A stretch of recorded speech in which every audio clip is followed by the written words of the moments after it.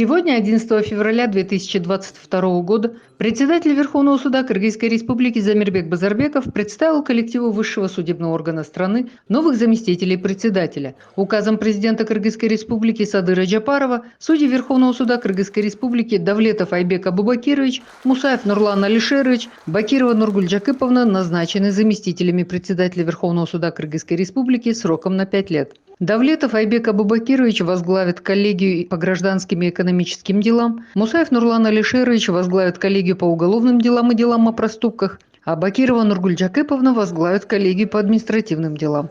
Согласно указу главы государства, судья Верховного суда Качкей Сенканов освобожден от должности заместителя председателя Верховного суда Кыргызской Республики по собственному желанию. Качкей Сенканов, Асанова Нургуль Молдубековна и Токбаева Айнаш Абдуманна, ранее занимавшие должности заместителей председателя, остаются на должности судью Верховного суда.